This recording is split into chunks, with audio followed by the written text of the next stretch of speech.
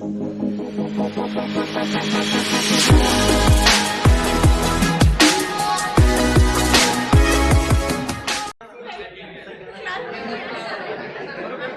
चालू करो क्लास। बेटा लोग 15-15 दिन के उपवास रखते हैं, आप क्या एक खाने के लिए इतना रो रहे हो आप?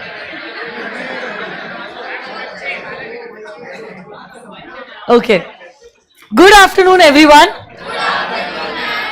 ओके, थोड़ा सा मैं 5 मिनट इंट्रोडक्शन देती हूँ and then we are starting with the act which is known as the Indian contract act 1872। देखो, स्टॉप इट, 5 मिनट से कुछ नहीं होगा, इज्जत से सुन लो।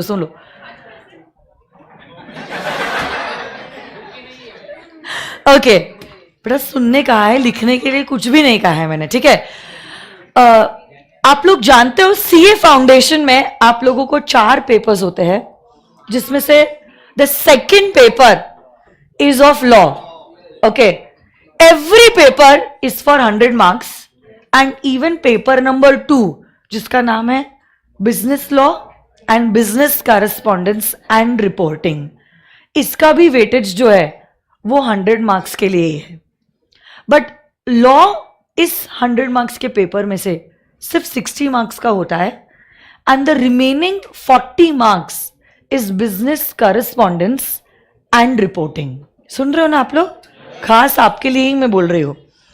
तो आपका 60 मार्क्स का जो लॉ है वो मैं पढ़ाने वाली हूं और 40 मार्क्स का जो बीसीआर है वो पूजा कामदार मैम जो है वो आपको पढ़ाने वाली है।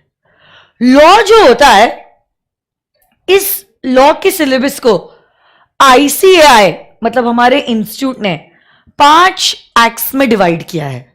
सो बेसिकली आप समझ लो, एक्ट को हम कह सकते हैं एज अ चैप्टर। 5 चैप्टर्स है, ओके, बट कानून की दुनिया में उसको चैप्टर ना कहते हुए हम क्या कहेंगे? An act. So there are 5 acts that you need to learn in this particular subject.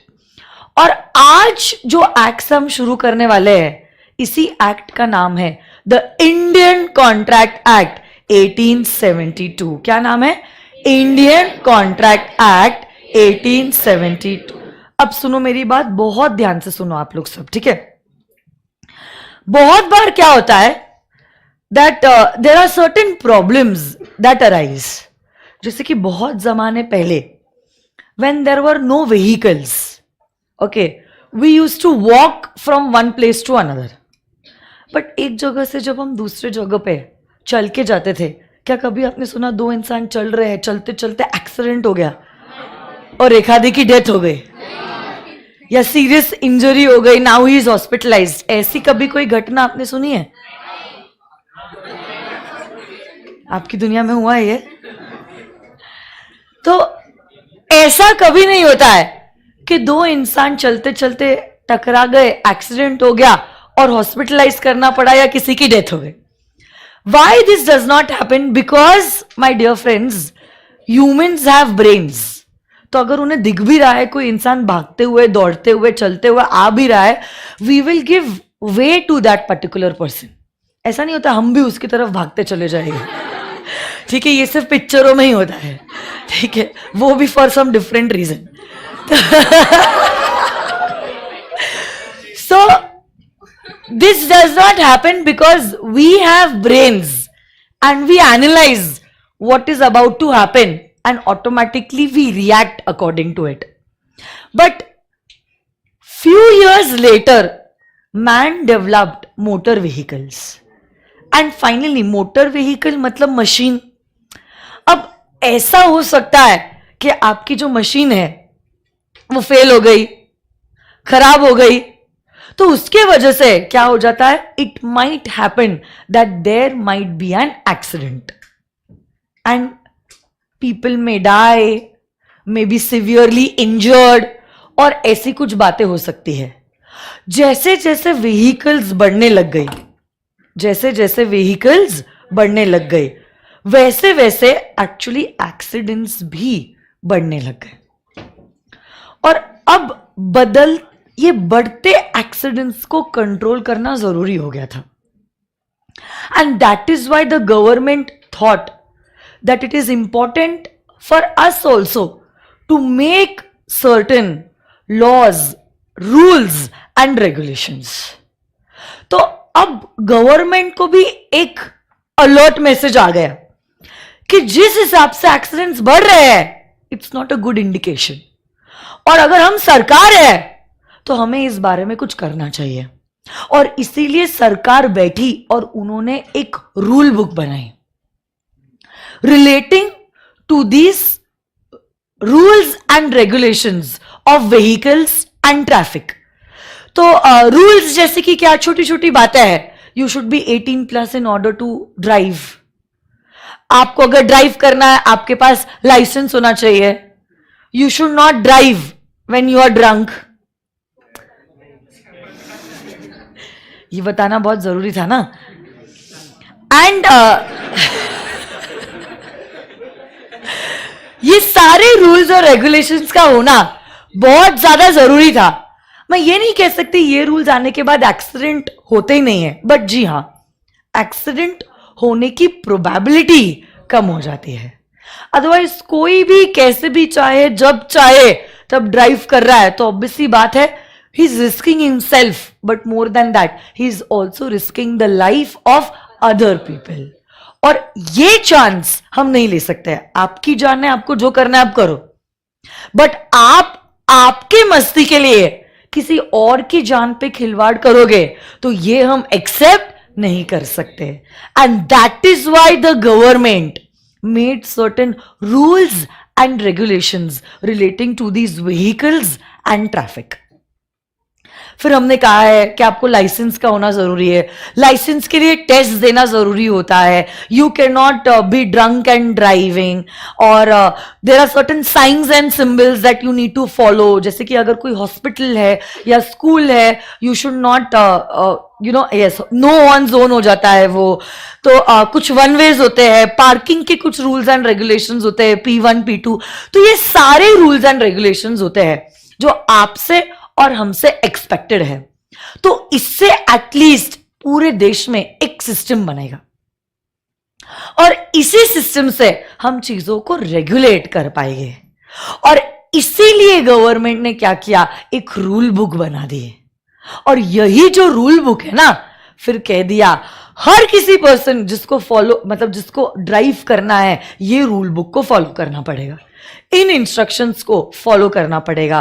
और फिर यही रूल बुक को हमने पार्लियामेंट में प्रेजेंट करके प्रेसिडेंट का कंसेंट लेके एक एक्ट बनाया जिसको हम कहते हैं as the motor vehicles act. तो बेसिकली कुछ प्रॉब्लम जब कभी भी होता है, इसी प्रॉब्लम का सल्यूशन निकालने के लिए हम क्या करते हैं, रूल्स एंड रेगुलेशंस बनाते हैं। So this set of rules and regulations is nothing but it is a law. This set of rules and regulations is nothing but it is a law. तो कुछ समय पहले ये प्रॉब्लम था, ये बढ़ते accidents were a big problem. और इसी प्रॉब्लम को सॉल्व करने के लिए, बेटा बातें मत करो, इसी बढ़ते प्रॉब्लम को सॉल्व करने के लिए हमने एक रूल बुक बनाई। और यही रूल बुक जब पार्लियामेंट में पास हुई तो ये एक एक्ट बन गई जिसका नाम था द मोटर व्हीकल्स एक्ट। ऐसे कई सारे प्रॉब्लम्स हैं जिससे गवर्नमेंट रूबरू हुआ और हर प्रॉब्लम को टैकल करने के लिए हमने कानून बना दिया। हमने क्या कर दिया है, कानून बना दिया। हमने एक set of rules and regulations जो है वो बना दिया है। अब मैं बढ़ना चाहती हूं टू द नेक्स्ट कॉन्सेप्ट जो डाइवर्ट हो रहा है टू द फर्स्ट एक्ट। देखो, earlier days man use to trade with each other. कैसे ट्रेड करते थे वो? हाँ, बार्टर सिस्टम। तो जैसे कि say for example, if you have a farm of apples and somebody else has a farm of rice, तो आप एप्पल्स देके राइस लेते थे। या किसी का गेहूं का खेत है और किसी का चावल का खेत है, तो मैं अपना गेहूं देकर चावल ले लेती थी। तो इससे मेरे पास गेहूं चावल दोनों है, आपके पास भी गेहूं चावल दोनों है। अब इनिशियल डेज में तो सब लोग एकदम प्यार से रहे, अच्छे से रहे, कोई झगड़ा नहीं होता था, जो वादा किया था वो निभाते भी थे। बट कैसे ना, जैसे जैसे जमाना बदलते गया इंसान चालाक होते गया। फिर वेरी चालाक ब्रो, वेरी चालाक। और लोगों के मन में बुरे थॉट्स आने लग गए, धोखा देना और वादा करके पूरा भी ना करना। और अनफॉर्चुनेटली उसके वजह से होने क्या लग गया, लोग क्या बोल रहे हो, ब्रेकअप्स। हम कॉमर्स की बात कर रहे हैं, डोंट गो आउट। वो अपनी बात कर रहा है। कौन है वो बेवफा? तो सुनो मेरी बात, तुम लोग इज्जत में रहो, ये न्यू स्टूडेंट्स क्या सोचेंगे, कैसी बेकार क्लास है ये। अच्छा ओके, सुनो मेरी बात। तो क्या होने लग गया, इन लोगों को लाइटली लो आप लोग, ठीक है, आप अच्छे से पढ़ाई करो। तो कॉमर्स जैसे जैसे बढ़ने लग गया, फ्रॉड्स भी बढ़ने लग गए। और बहुत सारे ऐसे केसेस हुए जहां पे people committed certain things but did not comply and did not follow their commitments. अब ऐसे केस में एक फार्मर ने अपना सारा का सारा गेहूं बेच तो दिया, but the other farmer did not supply him the rice. अब इन दोनों के बीच में क्या बातें हुई थी, ये तीसरा व्यक्ति तो जानता ही नहीं है। और अगर वो जानता भी होगा, हम प्रूफ कैसे करेंगे कि ऐसा कुछ इन दोनों के बीच में डिसाइड हुआ था। चलो प्रूफ कर भी लिया, 10 लोगों के सामने हमने अग्री कर लिया था, प्रूफ कर भी लिया, but where does he have his resort? कल जाके अगर वो दुखी भी है, अगर वो दर्द में भी है, तो वो किसके पास जाएगा? रेमेडी उसको देगा कौन कि तू सच है, तू झूठा है, ये मक्कार है। अब ऐसे केस में इसने अगर गलत किया है तो इसको कॉम्पेंसेशन मिलना ही चाहिए।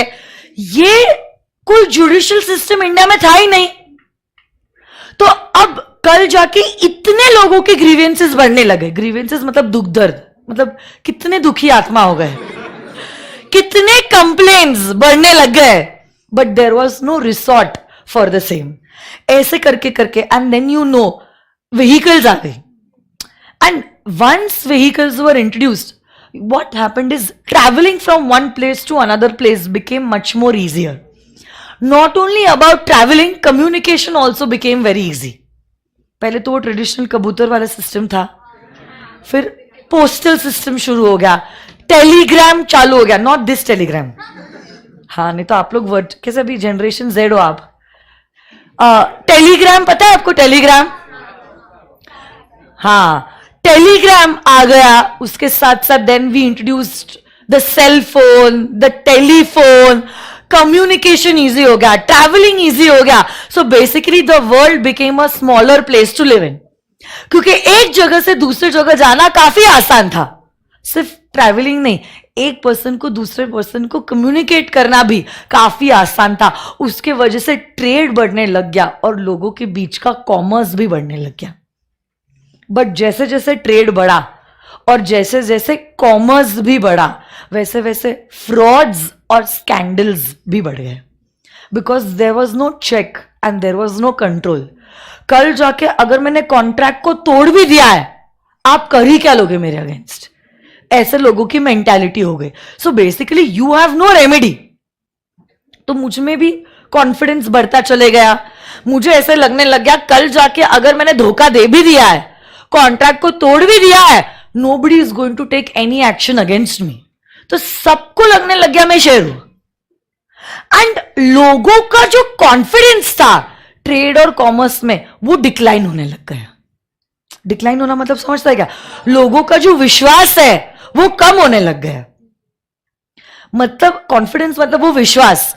उन्हें मन में यही डर रह रहा था कि कल जाके मैंने कॉन्ट्रैक्ट एंटर कर लिया और इसने अपना वादा पूरा नहीं किया तो मेरे तो पैसे भी गए, या जो भी है, गुड्स भी गए और मेरे को पैसा भी नहीं मिला, फायदा होने के बदले डबल नुकसान हो जाएगा कि माल तो मैंने बेच दिया है और इसने वादा किया है कि ये मेरे को पैसे देगा, इसने पैसा तो दिया नहीं है और माल तो ऑलरेडी इसके हाथ में आ गया है, तो पैसे तो आए नहीं और माल भी चलेगा, फायदा के बदले नुकसान ही नुकसान।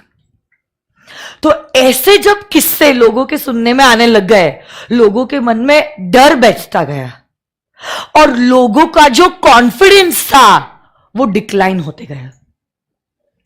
इसी डिक्लाइनिंग कॉन्फिडेंस को रिवर्स करने के लिए, इसी डिक्लाइनिंग कॉन्फिडेंस को रिवर्स करने के लिए अब लॉ मेकर को लगने लग गया कि now it is high time, हमें ऐसा कोई कानून बनाना चाहिए जो ये सारी चीजों को रेगुलेट करेगा।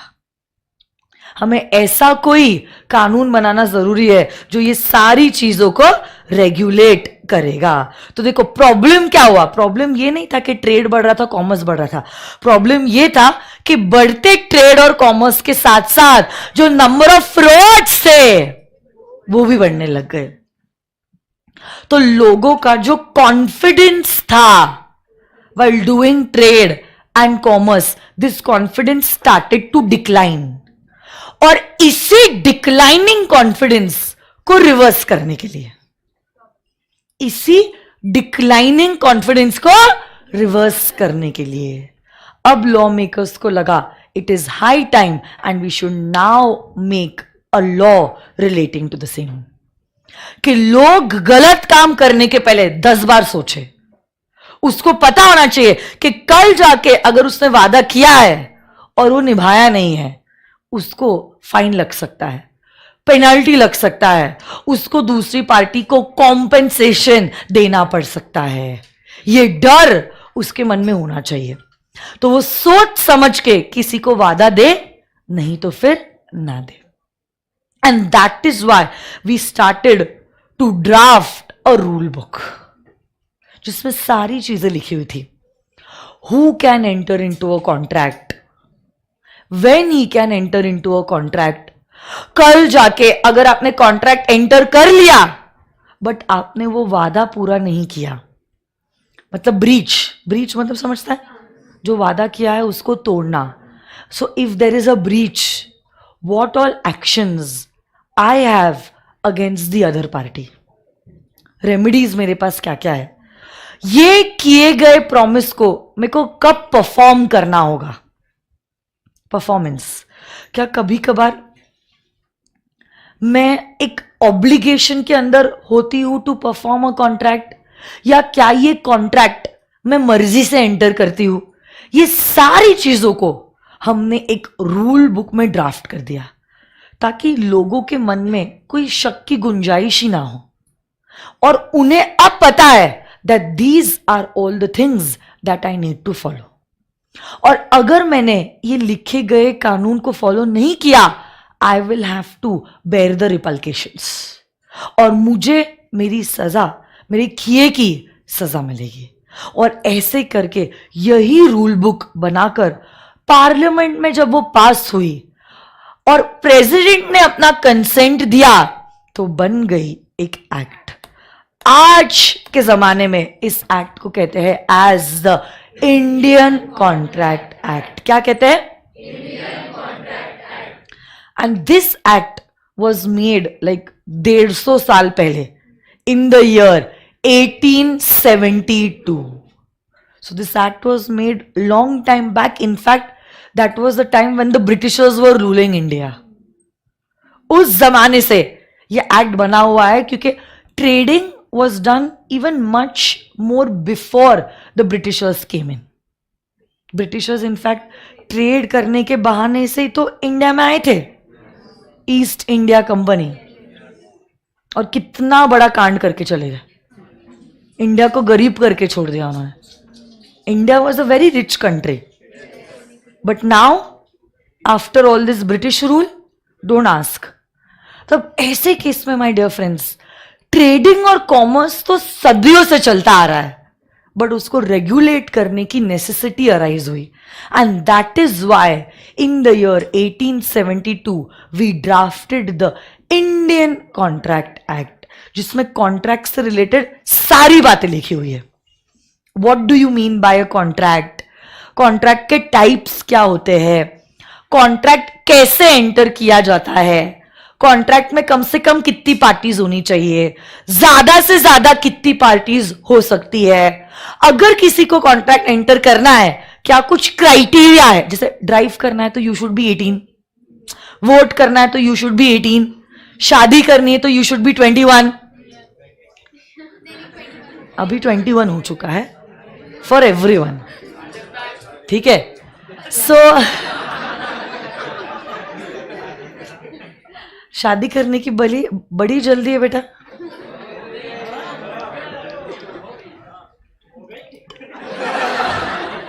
बेटा सब कुछ करो जिंदगी में बट लाइन से करना, ठीक है. पहले सीए बन जाते हैं, उसके बाद आगे का सोचते.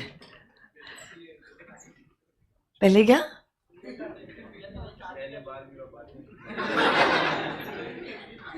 ठीक है, कलयुग आ गया है सीरियसली.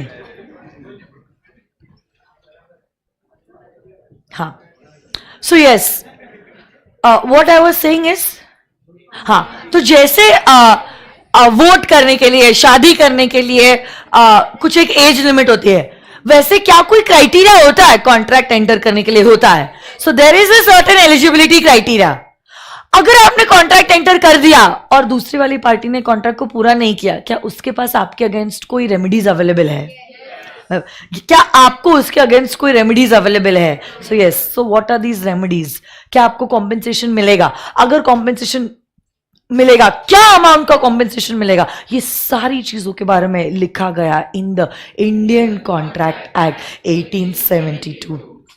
वैसे तो यह एक्ट काफी बड़ी एक्ट है, ठीक है, बट फॉर्चुनेटली सीए फाउंडेशन में आपको ज्यादा कुछ नहीं पढ़ना है इस एक्ट का. आपको बस सिर्फ और सिर्फ 75 सेक्शंस पढ़ने हैं. बाकी सारे सेक्शंस जो है हम आपको पढ़ाएंगे इन सीए इंटर. ओके, सो बताऊंगी मैं, बट सुनो ना आप, मैं अभी क्या बोलना चाहती हूं. अगर आप इंडियन कॉन्ट्रैक्ट एक्ट का वेटेज देखते हो, वैसे तो 75 सेक्शंस है, but out of all the 5 acts, मैंने आपको पता है ना, आप लोगों को 5 एक्ट्स पढ़नी है. Out of the 5 acts, the biggest act is the Indian contract act 1872. एक साइड पे agreed, Indian contract act is the biggest act, but along with that my dear friends, हमारे सिलेबस का सबसे ज्यादा वेटेज जो है वो भी कॉन्ट्रैक्ट एक्ट का ही है.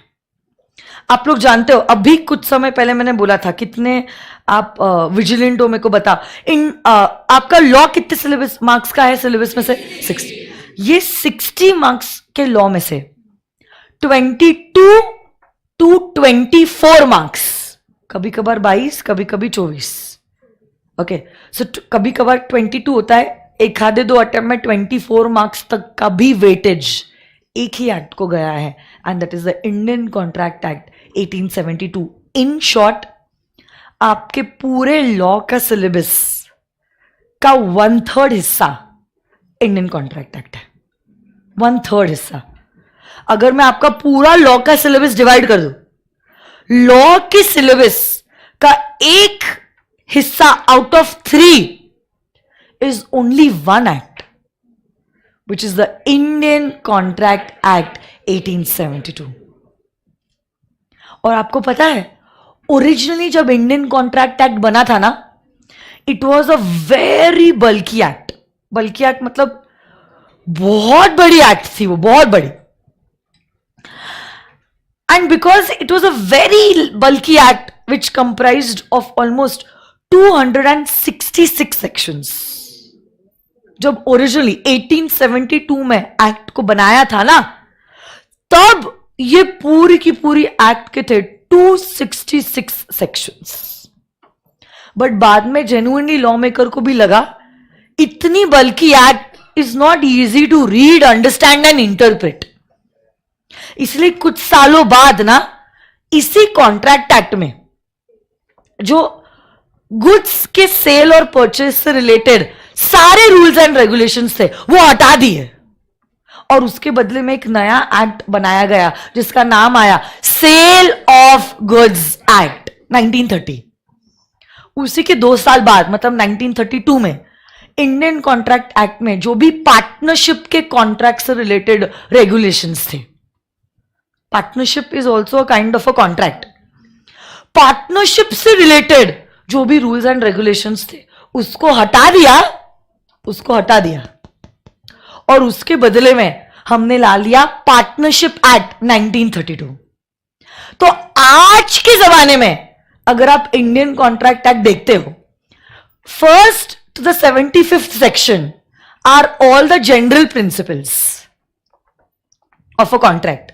कॉन्ट्रैक्ट कौन बनाता है, कैसे एंटर करता है, कॉन्ट्रैक्ट के टाइप्स क्या होते हैं, ऑफर क्या होता है, एक्सेप्टेंस क्या होता है, कॉन्ट्रैक्ट परफॉर्म कब किया जाता है, ब्रीच हो गया तो क्या, ये सारी चीजें are given in the first 75 sections, are the basic principles of the law of contract. ये आपके सिलेबस का हिस्सा है, first 75 sections।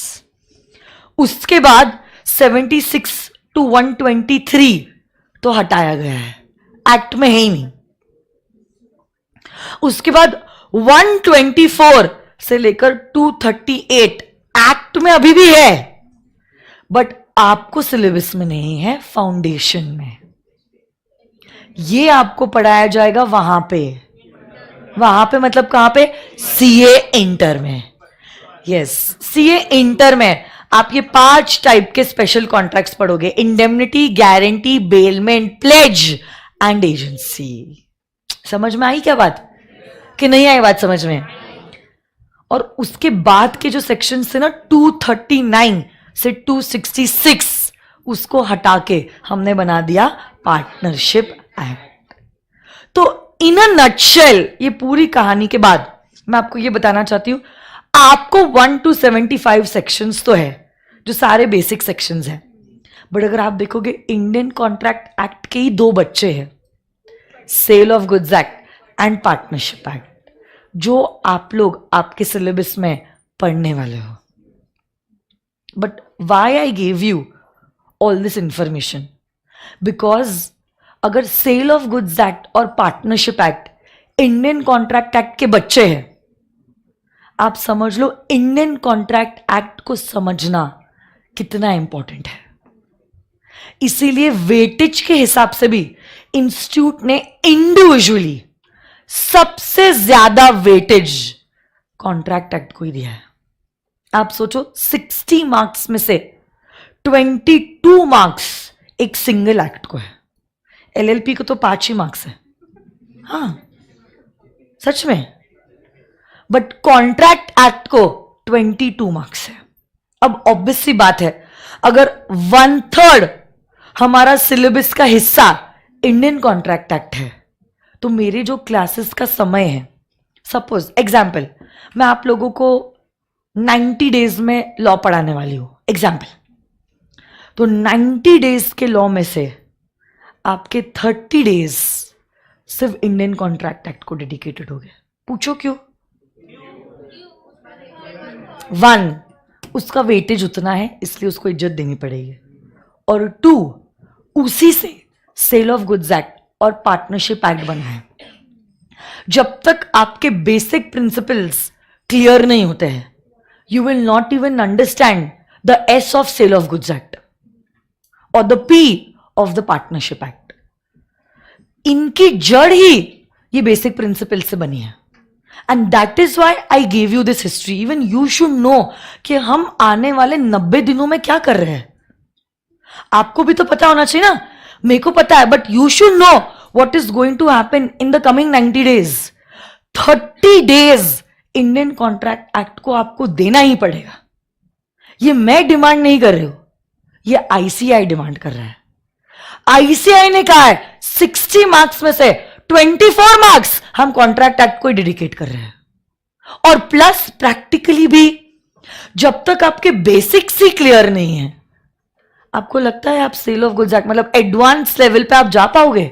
नहीं।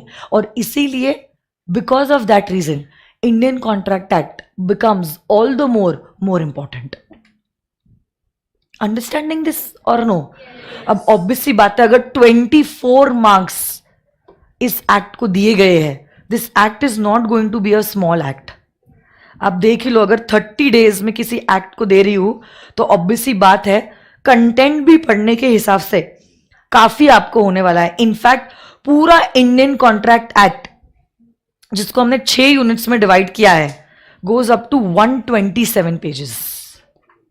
ओके, तो 127 पेजेस हम 30 दिनों में करने वाले हैं, तभी आपका कॉन्ट्रैक्ट एक्ट जो है वो होने वाला है कवर। अरे हाँ या ना? बोलो ना। क्या आपको लगता है डे टू डे लाइफ में आप कॉन्ट्रैक्ट एंटर करते हो? मैं चाहती हूं आप लोग एग्जाम्पल्स बताओ कि मैम देखो आज हमने ये कॉन्ट्रैक्ट एंटर किया। हाँ बताओ। रिक्शा हायर करना, is it an example of a contract?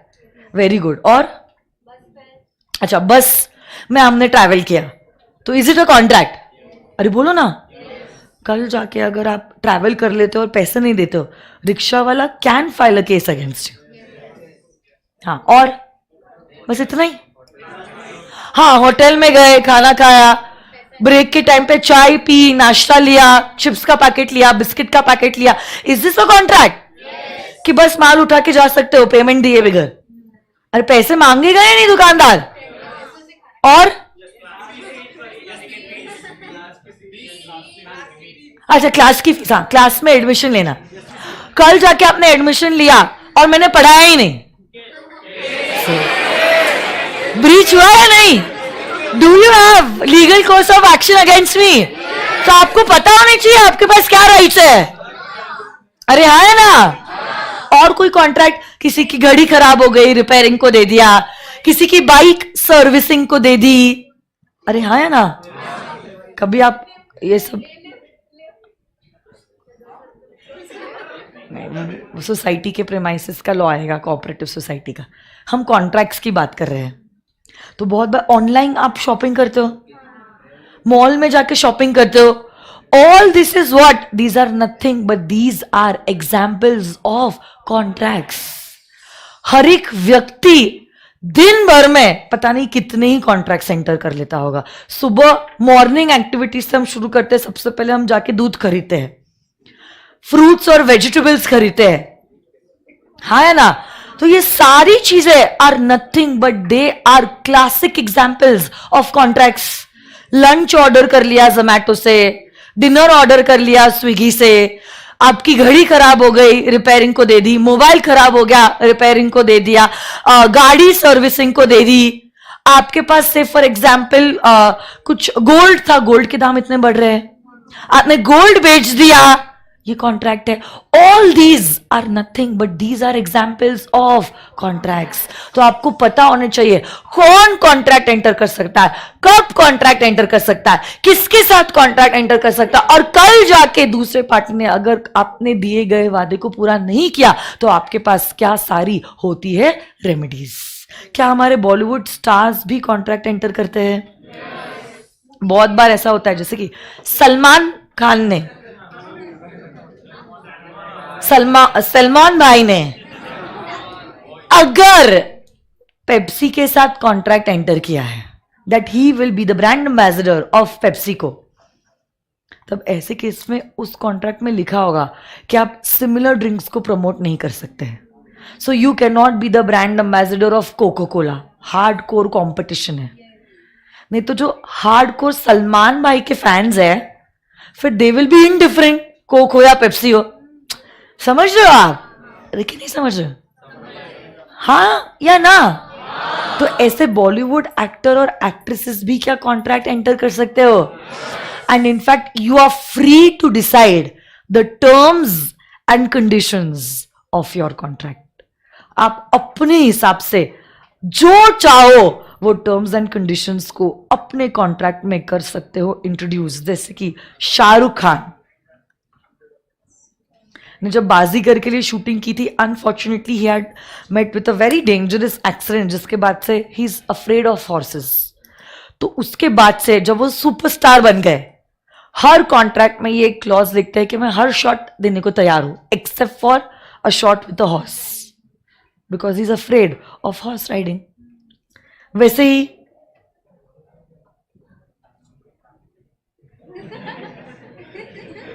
Akshay Kumar ने अपने कॉन्ट्रैक्ट में लिखा कि मैं संडे के दिन काम नहीं करूंगा।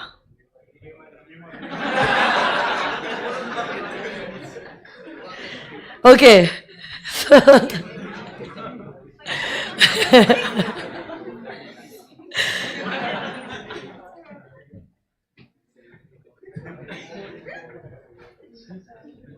सो किसी का ध्यान सनी जी पे जा रहा है। सो ऋतिक रोशन कहता है कि जो शूटिंग का टाइम है उससे ज्यादा अगर टाइम लग जाता है as expected, I will charge more, because for me time is money. तो आप जितना समय मुझसे लोगे उतना एक्स्ट्रा पैसे मैं आपसे चार्ज करूंगा। तो ऐसे करके कुछ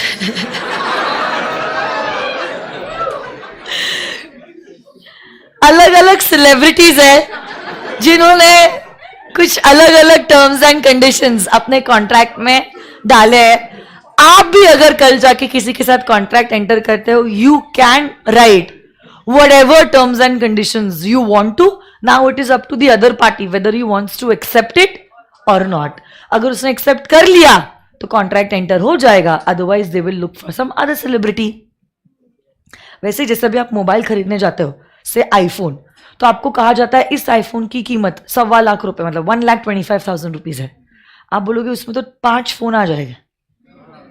तो वैसे केस में उन्होंने ऑफर दिया, आपको एक्सेप्ट करना है तो करो, ना करना है तो ना करो, कंपल्सरी थोड़ी ना है आईफोन ही खरीदना होगा।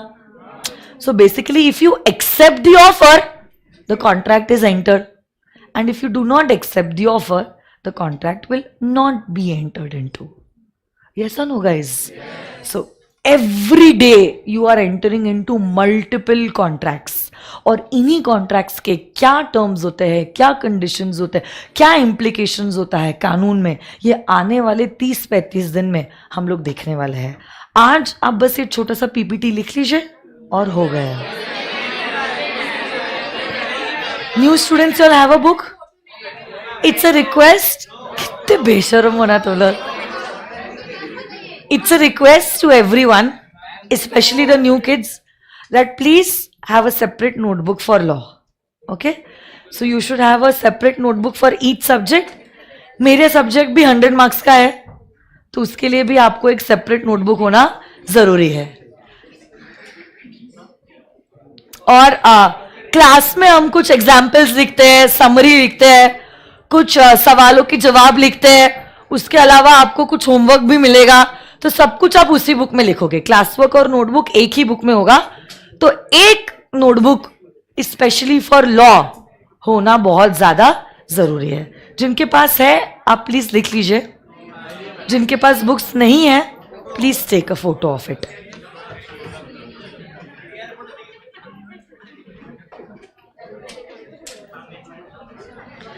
आप पहले ये लिखोगे कि क्यों कॉन्ट्रैक्ट एक्ट आया। तो कॉमर्स बढ़ने लग गया, बिजनेस बढ़ने लग गया, साथ साथ बढ़ते कॉमर्स के साथ साथ फ्रॉड्स भी बढ़ने लग गए। हाँ,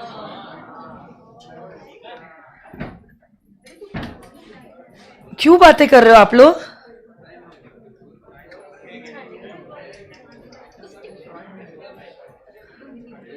मयूर, Sachin and Clash of Clans, please आपस में बातें करना बंद कर दो। क्लैश ऑफ क्लैंस प्रो नाम है उसका। नाम है क्या गेम का? काफी इंस्पायर्ड है उस गेम से लग रहा है वो। क्लैश ऑफ क्लैंस कैसी पबजी जैसी गेम है क्या? अच्छा,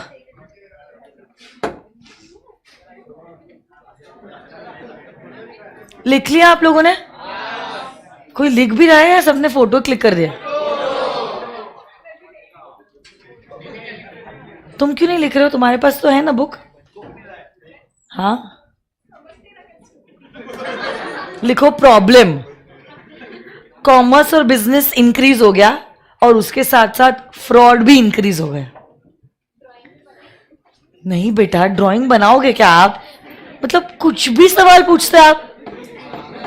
पानी पिलाओ उसको कोई। फिर आप लिखोगे सॉल्यूशन।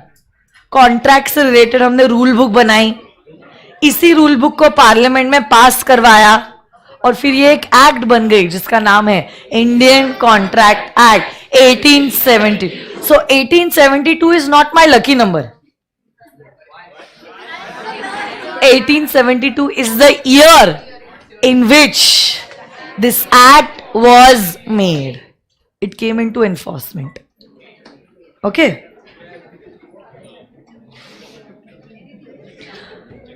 आकाश एंड विवान, कल के लेक्चर में हम आपको नोट्स का पीडीएफ सेंड कर देंगे इन द डिस्क्रिप्शन। ओके? आज हम जितना कह रहे उतना बस लिख लीजिए। इतना लिख लिया और बस ये पीपीटी लिख लीजिए। झालं? So are we meeting tomorrow? You have other classes na? Tomorrow technically I will start with the contract act. Don't talk, boys and girls. Or all those students who have come today for the first time, कल आपने notebook लेके आनी है और ये दोनों भी PPTs लिख के आने हैं। स्टार्टिंग के 3 पेजेस छोड़ देना और 4th पेज से ये पीपीटीज लिखना चालू कर देना। ठीक है? अरे हो कि नहीं? ये भी लिख रहे हो ना आप? कब लिखोगे? आज ही लिख लोगे ना? So tomorrow we are meeting at 2:45। Okay, 2:45 कल मिलेंगे। आपके पेशेंट लिसनिंग के लिए बहुत बहुत धन्यवाद। Thank you so much. See you tomorrow at 2:45। Bye bye.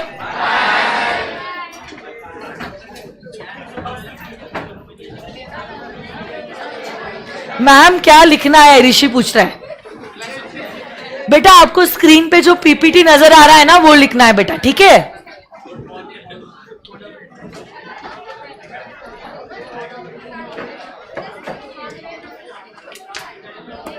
Syllabus change होने वाला है क्या?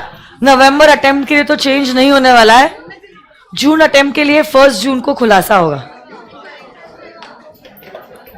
Bye bye bye bye.